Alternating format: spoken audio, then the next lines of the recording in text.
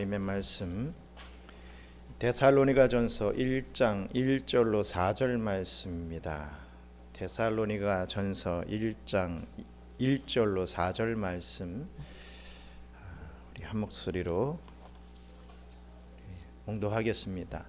바울과 실루아노와 디모데는 하나님 아버지와 주 예수 그리스도 안에 있는 데살로니가의 교회에 편지하노니 은혜와 평강이 너희에게 있을지어다.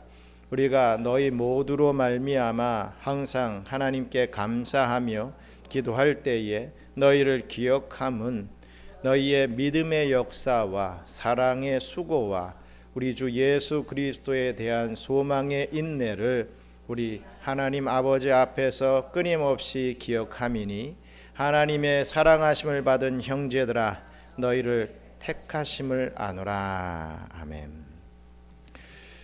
우리 인사 나누겠습니다. 한 해 동안 지켜주심을 감사합시다. 인사 나누겠습니다. 예. 감사합니다. 참 한 해를 생각하면 어떻게 살아왔는지 참 믿겨지지가 않습니다. 세상에는 전쟁과 기근이 난무하고 있는데 이 지뢰 사이를 이렇게 피해서 온 것 같은 그런 느낌입니다. 정말 하나님의 은혜가 아니었으면 이러한 삶이 있을 수 있을까라고 하는 그런 생각이 듭니다. 2023년 이제 이 한 해를 마감을 하고 이제 2024년을 내일부터 이제 우리가 맞이하게 되는데 과연 어떠한 모습으로 우리가 성장해 가야 할까를 한번 생각해 보게 됐습니다. 그러면서 오늘 본문이 말씀하고 있는 이 데살로니가 교회와 같이 성장해야 되겠구나. 그런 성장이 정말 우리 교회에 필요한 성장이겠다라고 하는 그런 생각이 들었습니다. 주후 이 AD 53년경 사도 바울은 제2차 전도 여행을 시작을 하면서 이 동력자인 이 실로와 이 디모데를 데리고 이 데살로니가에 도착하게 됩니다.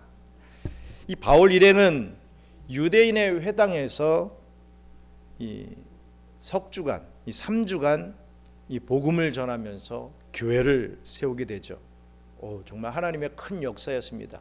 3주 전도하고 교회가 세워진다. 이건 엄청난 일이죠. 그러나 안타깝게도 교회를 굳건히 할 겨를도 없이 이 유대주의자들의 격렬한 반대로 인하여서 바울과 그 일행은 떠날 수밖에 없었던 것입니다. 그 후 바울은 베레아 그리고 아덴 그리고 고린도에서 또 열심히 전도 활동을 했습니다. 하지만 그의 마음속에는 언제나 떠나왔던 이 데살로니가 교회가 석주 만에 세웠던 그 데살로니가 교회와 그 성도들이 어떻게 지내고 있을까? 정말 교회가 그 역할을 감당하고 있을까? 그 성도들이 교회에서 정말 예배 생활을 잘하고 있을까? 그러한 마음, 걱정의 마음이 늘 한구석에 이 마음 한구석에 자리 잡혀 있었습니다. 바울은 어떻게 해서든지 다시 한번 내가 데살로니가 교회에 가서 이들을 좀 살펴볼 것이다 라고 항상 생각하고 기도했습니다. 하지만 사정이 여의치 못했죠. 그리하여서 이 바울은 자기 대신에 아들 같은 목회자 이 디모데를 그 데살로니가 교회로 보내서 이 데살로니가 교회의 상황을 알아보게 했습니다. 그런데 이 데살로니가의 상황을 이 바울이 이 디모데에게 보고를 받았을 때 이 바울은 2절에 우리가 너희 무리를 인하여 항상 하나님께 감사하며 라고 하는 고백을 할 수밖에 없었습니다. 너무나도 아름답게 이 신앙을 유지하고 있었던 것을 보고받았을 때 우리가 너희 무리를 인하여 항상 하나님 앞에 감사한다 이런 고백을 할 수밖에 없었던 것이지요. 그리고 4절에 이 데살로니가 교회 형제들을 향하여서 이렇게 말하지요. 하나님의 사랑하심을 받은 형제들아, 너희들은 정말 하나님의 사랑을 듬뿍 받았구나. 이러한 고백을 하게 됩니다. 그렇다면 이 데살로니가 교회의 모습이 어떠했기에 사도 바울은 하나님 앞에 이토록 이러한 표현까지 쓰면서 감사했을까요? 그리고 이 데살로니가 교회가 하나님께 사랑을 받고 있다라고 하는 확신의 이유가 과연 무엇이겠습니까? 오늘 2023년 연정주의를 맞이하여 이 본문이 가르쳐주고 있는 이 데살로니가 교회가 가졌던 세 가지 특징을 우리가 살펴보기를 원합니다. 그래서 새롭게 맞이할 2024년에는 우리 경양선교교회가 바로 이러한 데살로니가 교회와 같은 이 하나님의 사랑을 듬뿍 받는 교회, 이 본이 되는 교회의 그 모습을 닮아가는 역사가 이루어지기를 주님의 이름으로 간절히 축원합니다. 우리 읽었던 말씀 데살로니가전서 1장 3절, 우리 PPT의 말씀만 한번 같이 읽겠습니다. 너희의 믿음의 역사와, 아멘. 그렇습니다. 이 교회는 믿음의 역사가 있어야 된다라고 하는 사실입니다. 이 본문에서 말씀하고 있는 이 믿음의 역사에서 이 역사는 이 에르곤이라고 하는 이 헬라어를 씁니다. 믿음으로 나타내는 행위를 의미하죠. 여기서 말씀하고 있는 역사는 히스토리가 아닙니다. 워크입니다. 워크, 일입니다. 믿음으로 나타나는 행위, 믿음으로 나타나는 일을 의미하는 것이죠. 잘 아시다시피 구원의 방편은 행위가 아닌 오직 믿음입니다. 그것은 정확한 것입니다. 행위로 우리가 구원받지 않습니다. 믿음으로 구원받죠. 그러나 진실한 믿음을 가질 때 신자들에게는요, 당연하고 자연스럽게 이 믿음의 행위가 나타나게 돼 있다는 것입니다. 나 믿습니다 하고 가만히 있는 게 아니라 믿는 자는 행동으로 무엇인가가 나타나게 돼 있다. 이 열매가 나타나게 돼 있다라는 것입니다. 그래서 이러한 믿음의 행위는 우리의 믿음을 외적으로 보여주는 단면이 되죠. 믿음과 이 행위는 서로 구별될 수는 있습니다.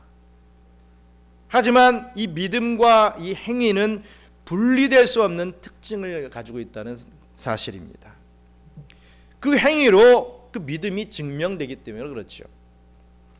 그렇기 때문에 야고보서 2장 17절에서는 이렇게 말씀을 하고 있습니다. 함께 읽겠습니다. 이와 같이 행함이 없는 믿음은 그 자체가 죽은 것이라. 아멘. 행함이 없는 믿음은 죽었다, 죽은 것이다. 그 믿음은 진정한 믿음이 아니다. 아주 단호한 어조로 말씀하고 있죠. 따라서 믿음과 이 행위의 균형이 있는 신앙을 우리는 가져야 할 것입니다.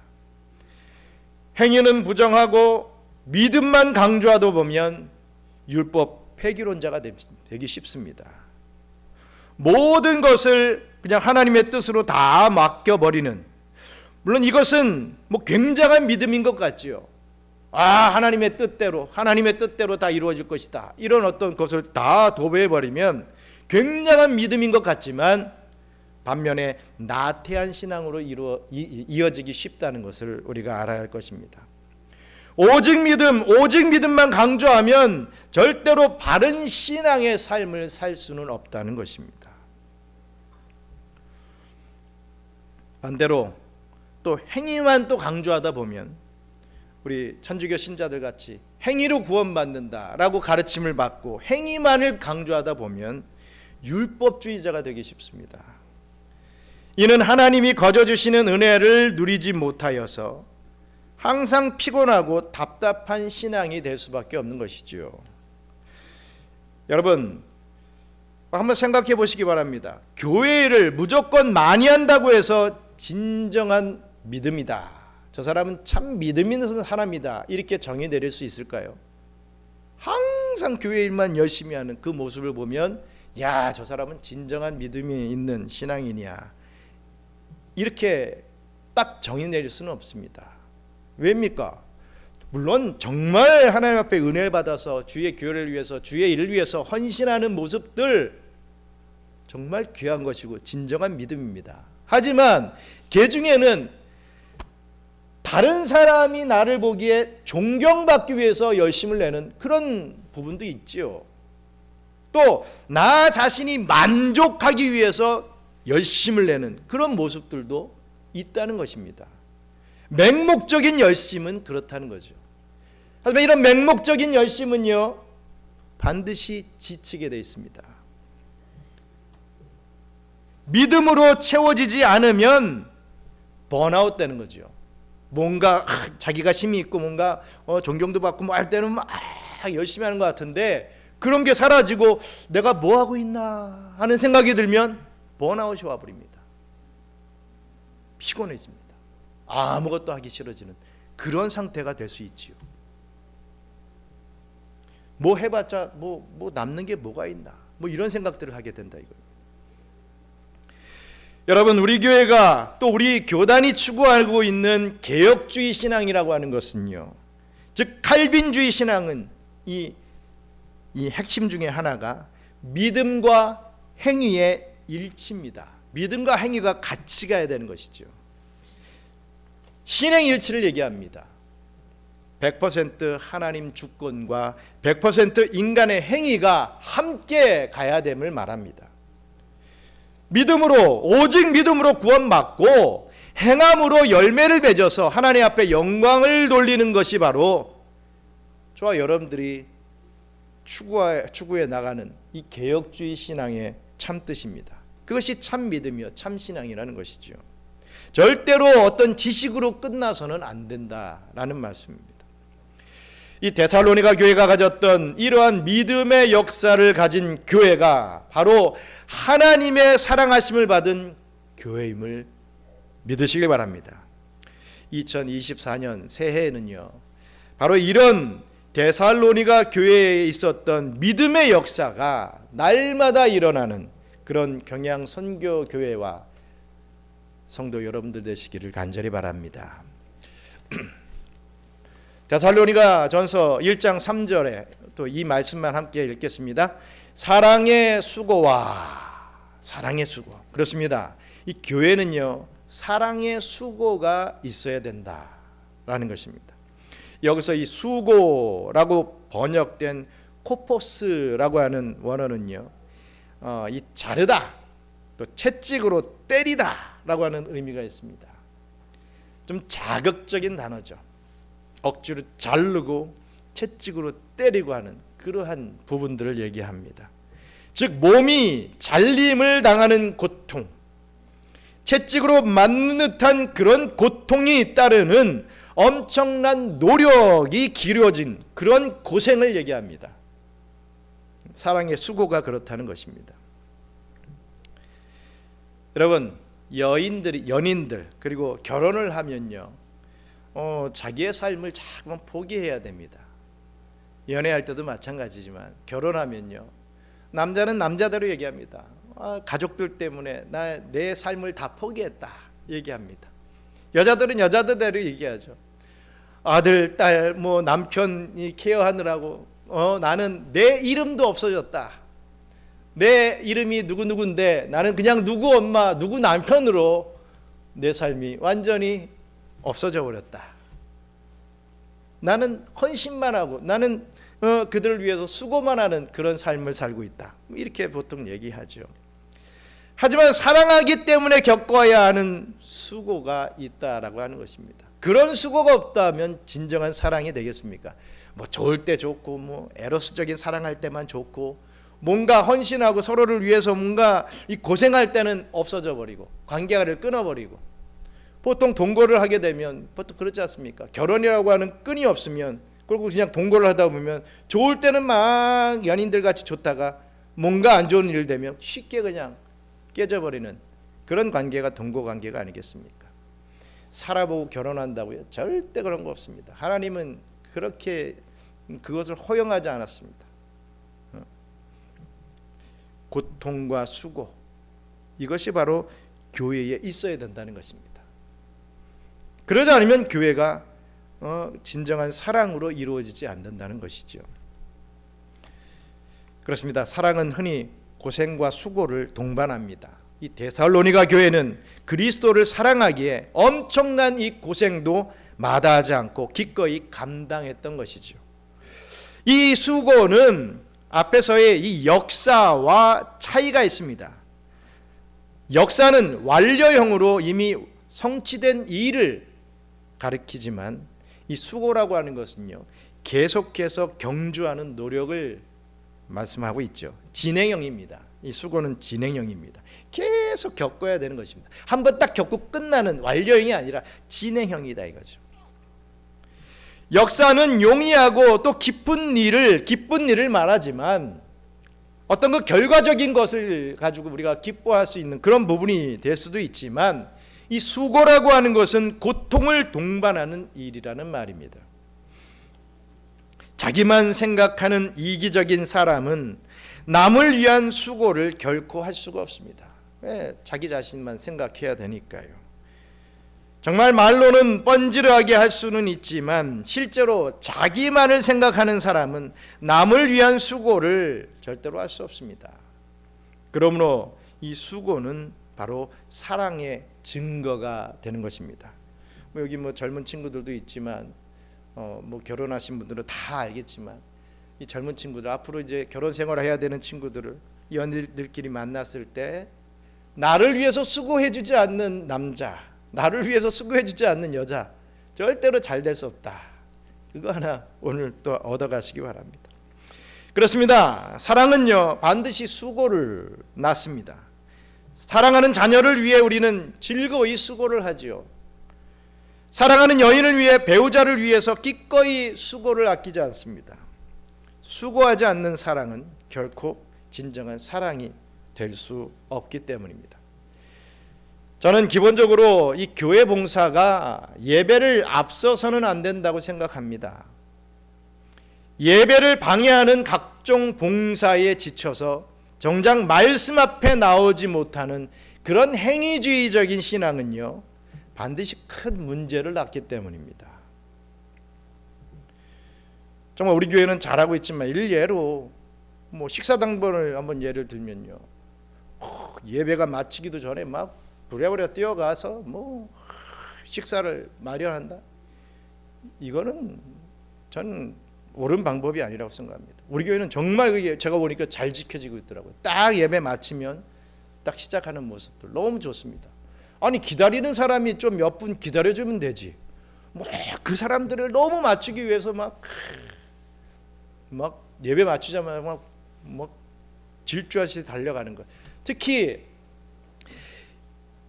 그렇습니다. 예배를 시작할 때도 물론 우리가 5분 10분 일찍 와서 앉아서 예배를 준비하는 게 당연한 것이겠죠. 하지만 혹 인간이기 때문에, 피곤하기 때문에 늦을 수도 있다라고는 생각합니다. 그러지 말아야 되지만, 근데 예배를 마치자마자 바로 바빠가지고 도망가듯이 없어지는, 그것은 정말, 특히 축도도 안 받고 사라지는 그런 모습들은 우리 교회는 제가 못 봤습니다. 정말 감사하죠. 그런 거는 절대로 하지 말아야 된다고 저는 생각을 합니다. 우리가 무엇에 최우선을 두어야 할 것인가, 여러분 생각하시기 바랍니다. 우리 교회가 왜 존재합니까? 뭐 하기 위해서 우리가 모이고, 뭘 하기 위해서 우리가 이 공동체로서의 이 역할을 합니까? 예배입니다. 이 예배를 중심으로 모든 것이 다 집중이 돼야 되는 것인데, 예배는 어떤 한 부분이고 교육이 있고 봉사가 있고 이런 식으로 절대로 아닙니다.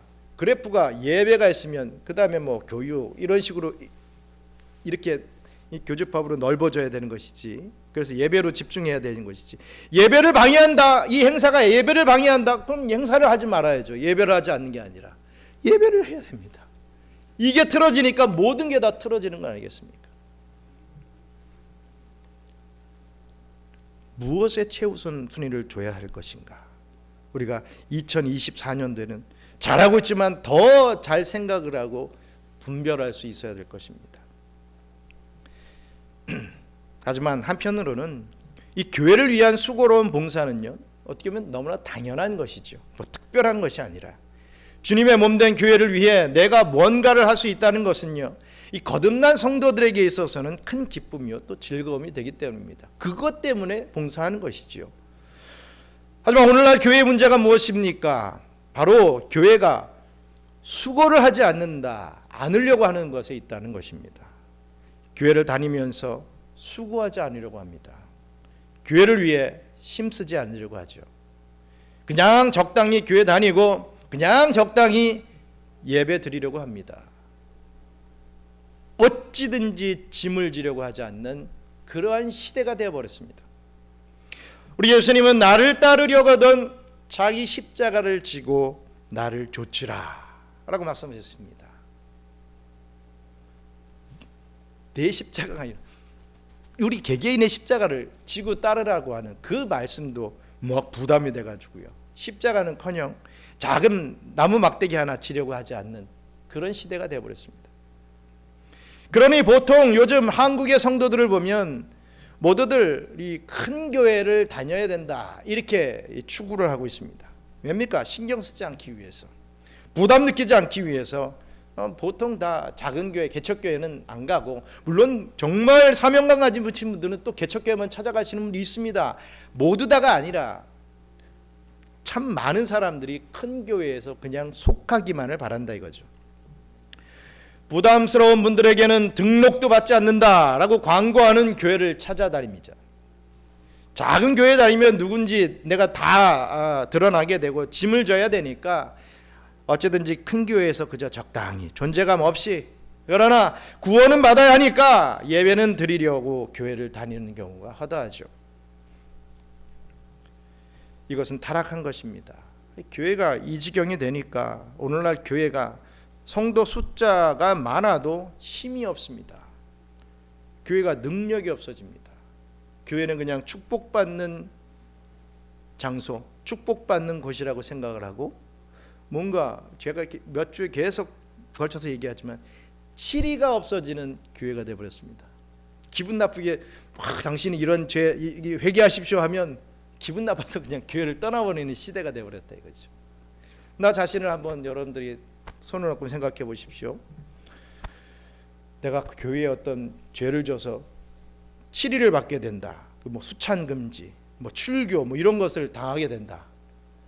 그럼 다시 이 교회에 남아있을 내가 남아있겠느냐 한번 생각해 보십시오. 아이 뭐 교회 많은데 뭐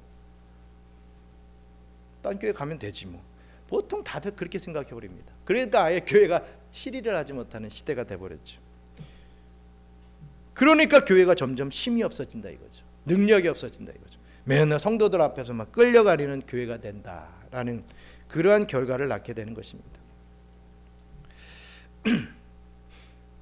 교회가 부담을 주면 안 되고, 부담을 느끼면서 내가 신앙생활을 하면 안 된다라고 지배적으로 생각하기 때문입니다. 중국에서 있을 때 어떤 분이 예배 생활을 잘해요. 잘하셔서 한 1년 동안 잘하시길래 이 서리 집사를 권면했습니다. 교회가 보통 이제 외국 교회는 한 6개월, 길게는 1년 정도 이렇게 하면 서리 집사나 이런 부분들을 권면할 수 있죠. 그 말 듣자마자 그 다음 주부터 안 보여요. 한 번도 안 나오는 거예요. 부담이 돼서. 나중에 뭐 전화를 하니까 부담돼서 못 나가겠다, 딱 이렇게 거절하는 것을 보게 됩니다. 또 반대로 신앙생활은 못하는데 서리 집사는 또 받으려고 하는 그런 욕심 있는 또 분들도 있습니다. 왜 그냥 일은 하긴 싫은데 그냥 불리는 건 서리 집사로 불리기를 원하는 또 그런 부류도 있는 것을 보게 됩니다. 그냥 좋은 말씀만 듣고 끝나는 신앙, 이것은 있을 수가 없는 것이죠. 또 요즘 교회가 헌금함을 그냥 문 앞에라든지 이런 데 두죠. 중국은 돈이 없어지는 세상이 되어버려서 뭐 QR코드로 이게 헌금을 하는 게 너무 자연스러워졌습니다. 근데 저는 참 그런 게 싫더라고요. 그러면 안 된다라고 생각합니다. 우리 필리핀이 정말 돈이 없어지고 QR코드나 이렇게 할 때는 어쩔 수 없지만 그러지 않는 날까지는 우리는 이 헌금 바구니를 돌려야 된다고 생각합니다. 개개인으로 부담을 느끼든 안 느끼든 하나님이 하라고 하시는 방법대로 저희 교회는 해 나갈 것입니다. 고린도후서 8장에는 실제로 데살로니가 교회가 이 유대주의자에 의해서 핍박받는 중에도 기근으로 궁핍해진 고린도 교회 성도들을 위해서 힘써 연보하는 모습이 나옵니다. 핍박받는 교회가 무슨 여유가 있다고 이 데살로니가 교회도 유대인들을 통해서 유대교를 통해서 핍박받고 있음에도 불구하고 다른 교회를 돕는다 이거죠. 정말 어려움에 처한 고린도 교회를 기꺼이 돕는 모습들이 나옵니다. 우리 고린도후서 8장 2절 말씀 같이 읽겠습니다. 환난의 많은 시련 가운데서 그들의 넘치는 기쁨과 극심한 가난이 그들의 풍성한 연보를 넘치도록 하게 하였느니라. 이 말씀 앞절에는 마게도냐 교회들이 환난과 궁핍 가운데서도 풍성한 연보를 하였다라고 했는데 이 데살로니가가 이 마게도냐 지방 안에 있으므로 이 데살로니가 교회도 칭찬의 대상이었을 것입니다. 이렇게 데살로니가 교인들은 스스로의 유익보다 타인과 이 교회를 위한 희생을 기쁘게 생각하는 정말 성숙한 신앙을 가졌던 것입니다. 그렇기 때문에 바울은 데살로니가 교회를 보면서 이 교회는 하나님의 사랑하심을 받은 교회다라고 확신할 수밖에 없었던 것이죠. 우리 경양 선교교회도 작지만 또 외국에 있는 그러한 선교지 교회지만 이 땅에서 선교지 교회 개척과 또 이 신학교 사역을 더욱 최선을 다해서 감당해야 할 것입니다. 그런 역사가 2024년도에 일어나기를 우리 함께 기도하기를 간절히 바랍니다. 또 데살로니가 전서 우리 1장 3절 말씀 1장 3절 말씀 우리 PPT의 말씀 같이 읽겠습니다. 우리 주 예수 그리스도에 대한 소망의 인내를 아멘. 교회는요 소망의 인내가 있어야 된다는 거죠. 여기서 인내는 휘포모네라는 말을 하고 있는데 이 견고히 섬 그리고 견고히 기다림의 의미를 가지고 있는 단어입니다. 데살로니가 교회의 소망은요 예수 그리스도의 재림에 있었습니다. 우리 데살로니가 전서 1장 10절 말씀도 읽겠습니다. 또 죽은 자들 가운데서 다시 살리신 그의 아들이 하늘로부터 강림하실 것을 너희가 어떻게 기다리는지를 말하니 이는 장래의 노하심에서 우리를 건지시는 예수시니라. 아멘. 이렇게 예수 재림의 소망을 드러내고 있는 것을 봅니다. 그렇다면 데살로니가 교회가 이렇게 예수 재림 소망을 갖게 된 이유가 무엇이겠습니까? 그들은 많은 환난 가운데 있었기 때문입니다. 6절 하반절에 또 너희는 많은 환난 가운데라고 했습니다. 데살로니가 성도들은요 바울의 전도를 받아들이면서 이 복음에 대해서 적극적인 자세와 열심을 보였습니다. 또 복음을 실생활에 적용하려고 참으로 많이 노력했습니다. 또 복음을 이해하지 못하는 보수적인 유대인들의 눈에는 이러한 이방인인 데살로니가 이 성도들의 열심이 시기와 증오의 대상으로 보이는 것이 당연했을 것입니다. 유대교 입장에서는 이 데살로니가 교회가 이단으로 보였다는 것이죠. 그러니까 자기들이 볼 때 이단이니까 핍박을 한 것은 당연한 거 아니겠습니까? 그래서 유대인들은 거리에 괴악한 자들을 선동하여서 이 데살로니가 성도들을 핍박하도록 조장을 했던 것입니다. 이로 인해서 데살로니가 성도들은요 유대인과 자기 동족으로부터 이중적인 핍박을 받게 된 것입니다. 이렇게 힘겨운 신앙의 싸움을 해야 했던 데살로니가 성도들은요 이 세상에 미련을 두지 않고 예수 그리스도의 재림으로 인한 새 하늘과 새 땅을 소망하게 되었던 것이죠. 그리고 그곳에서 받을 상급을 소망하게 됩니다. 이러한 소망은 그 극심한 고난도 인내할 수 있는 힘을 주었던 것입니다. 사실 하나님이 우리에게 고난을 주시는 이유가 무엇이겠습니까? 그냥 평안과 축복만 주시면 좋겠는데 왜 고난을 주시겠습니까? 우리가 만약 이런 고난이 없다면요, 그래서 이 세상에 정말 편안함 속에서만 살게 된다면요, 기쁨 속에서만 살게 된다면 결국 우리는 저 천국을 소망하지 않을 것입니다. 여기가 좋사오니 난 여기서 살겠습니다. 이 세상이 너무 좋기 때문에 나는 그냥 여기 있겠습니다. 이럴 것 아니겠습니까? 성경은 절대로 편안한 신앙을 요구하지 않습니다. 우리는 정말 주님의 재림을 소망해야 된다는 것이죠. 우리는 편하게 산다면 절대로 주님의 재림을 소망하지 않습니다. 그렇기 때문에 하나님은 우리가 잊을만할 때가 되면 고난을 주시는 것입니다. 질병, 가난, 다른 많은 부분들, 인간적인 관계, 이런 고난을 주시죠. 이 세상에서의 살아있는 것이 정말 구역질 나도록 싫어지도록 우리 하나님께서는 몰아가신다라는 것입니다. 그래서 어느 가스펠은 이렇게 노래하는 것을 봅니다. 이 죄 많은 이 세상은 내 집 아니네. 내 모든 보화는 저 하늘에 있네. 저 천국 문을 열고 나를 부르네. 나는 이 세상에 정들 수 없도다. 이런 이 가스펠송을 우리가 들은 적이 있습니다. 그래서 바람직한 성도는 이 세상을 장망성으로 여기고 이 세상에 미련을 두지 않는다는 데 있습니다. 이런 맥락에서 중국 개척 선교사였던 허드슨 테일러는요, 생전에 이 중국에서 사역하면서 이런 시를 쓴 적이 있습니다.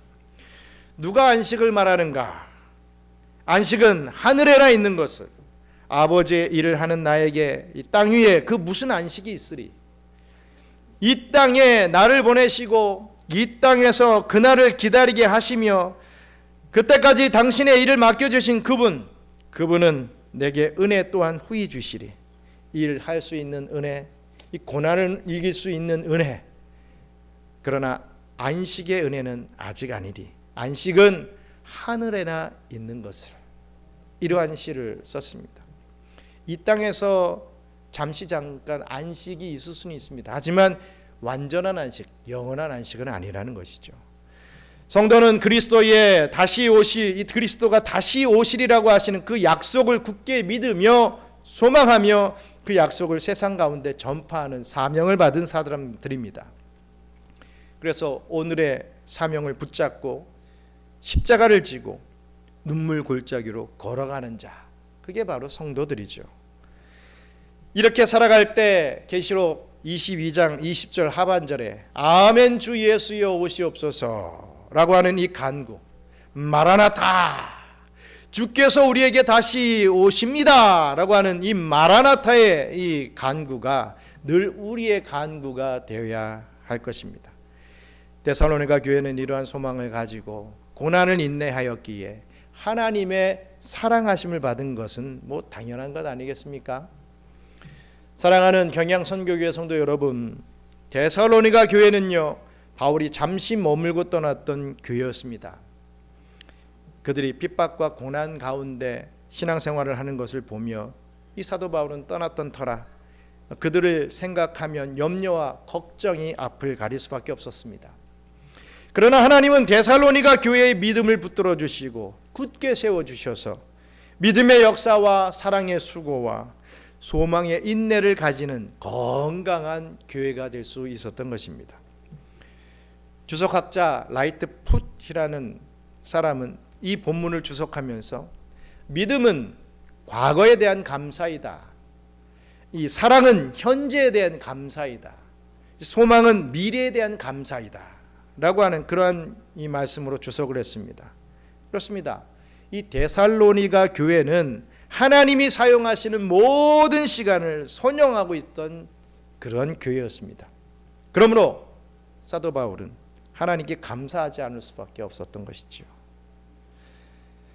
여러분, 경양선교교회가 2024년 바로 내일입니다. 내년부터는 더욱더 이런 믿음과 사랑과 소망이 넘치는 교회가 되도록 기도하고 노력해야 되지 않겠습니까?